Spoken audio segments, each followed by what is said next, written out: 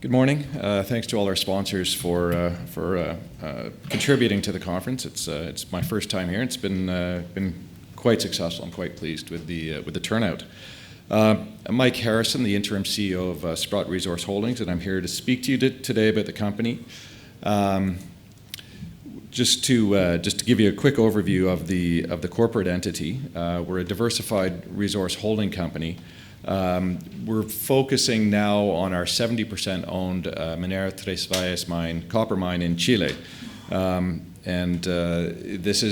We started out our existence as a company, Sprott Resource Corp, as a pre-IPO investment vehicle to provide access to retail investors for pre-IPO type opportunities that were not otherwise unavailable through our Sprott deal flow. From about 2013, we've modified our business strategy, and that continues, and we are actually undergoing a strategic review at the moment to change, and it will likely end up with us focusing primarily on our copper asset in Chile and becoming a strictly operating company.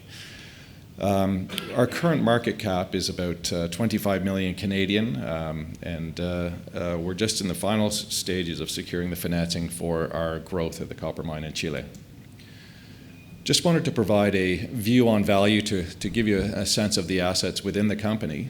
They're on the we are again focused on our target is to increase our production to 40 million pounds a year of copper production on a 100% basis of the asset from Minera Tres Valles, and reduce our cash cost to around $1.70 per pound. We're quite bullish on the long-term fundamentals for copper, and I think that was echoed by the panel that was here earlier. Our 25 million market cap, less our cash, less our publicly traded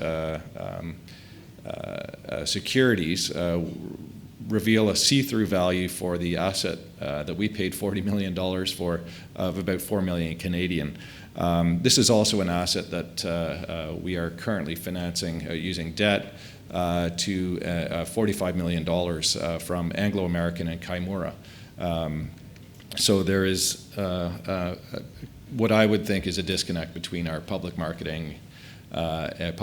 capitalization and the value that we see and the value that Anglo sees.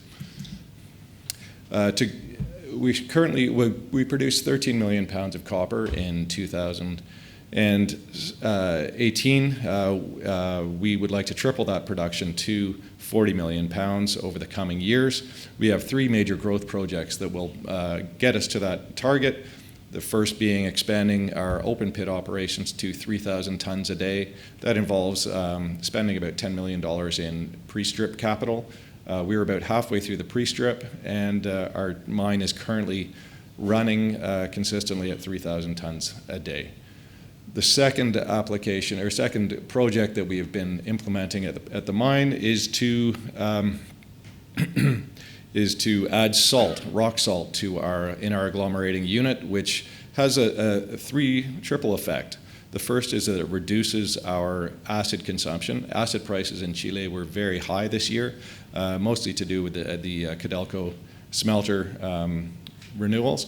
And the second benefit is that it decreases our recovery time for the chalcocite that we do leach. The leach time for the chalcocite is typically 360 days. We can reduce that to about 150 days through the application of salt, and the third is that it decreases our acid consumption. The third point is more importantly is it increases our recovery rate from about 79% to 86-87%. So that all has economic benefits, which helps to contribute to lowering our overall costs. The third project that we are taking on is the underground development of the Papamono massive deposit, which is about a 3 million ton deposit at a 1.5% copper grade. Currently, we're mining in and around this deposit at about 500 tons a day. We'd like to ramp that up to 2,000 tons a day using incline block caving. So not only will we be mining higher rates at higher grades, but in addition to this, using the incline block caving method, we expect to have our mining costs from around $22 a ton down to $11 a ton. Just a quick word about the long-term financing and offtake. It's a joint facility between Anglo-American Marketing and Kaimura Capital, a London firm. It's LIBOR plus 3-month LIBOR plus 6.25%. That will it's initially 8% until the Kaimura has their long-term fund up and running. From thereafter, it'll be LIBOR plus 6.25. We did canvass the market broadly for financing, and these were very good terms for us. There is an element of price participation. Anglo is doing this because they are interested in securing long-term offtake from the mine, and so we have provided that to them. Brief overview of the asset. It's in central Chile, south of Copiapó, south of La Serena. It's a beautiful drive, 4 hours along the coast, in a fairly low altitude, about 1,200 meters to 1,500 meters. Plentiful water. This was an asset that was discovered and built by Vale. They spent $250 million developing the asset, and we benefit from their capital expenditures. We have a 4-stage crush agglomeration plant, 7,000 tons a day. We toll mill for local miners, which helps us with the local community, and we also toll mill for Inami, the state-owned mining company. Just a quick map here. Salamanca is a town of 25,000 people. We hire local, we buy local. Don Gabriel is the open pit, Papamono is the underground, and the processing plant is off in the Third Valley. A quick picture, a 7,000 ton a day plant.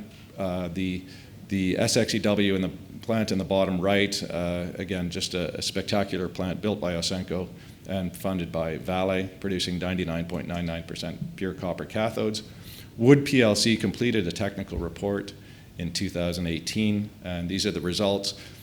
Our actual operating results vary from this, just given the 1-year timeline that it took to secure the financing after this report was published.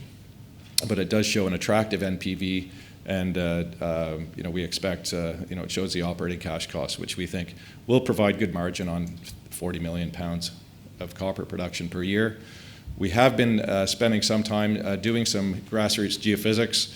I'm a former geophysicist myself, and quite interested in what is the potential underneath the Manto type ore body that we are currently mining, and trying to understand what what the source could be.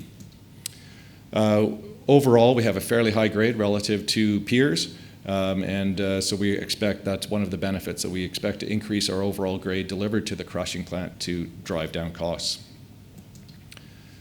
So this is just a quick summary. We've got a number of catalysts ahead of us. We have some non-core divestitures coming up in the coming months. We expect to announce the closing of the Anglo financing in coming weeks, and that will start a 10-month process to initiate the development of the Papamono underground mine, and that will take, from there we will ramp up from 500 tons a day to about 2,000 tons a day, and that's it. We'll get off with 45 seconds to spare, unless there are any questions. Just to clarify, when will you hit that full production of 2 million pounds? We expect to hit that likely in 2022, 23. It is a ramp up, yeah. Yeah, we will supplement it with buying third-party ore and from ancillary ore bodies. I've never heard of anybody incline block caving. Is that done anywhere other mines? Yeah, the incline block cave that we're developing was first used in the Cassiar mine in northern BC, and then it's used commonly in the diamond mines. So it's a cross between traditional block caving and sublevel caving.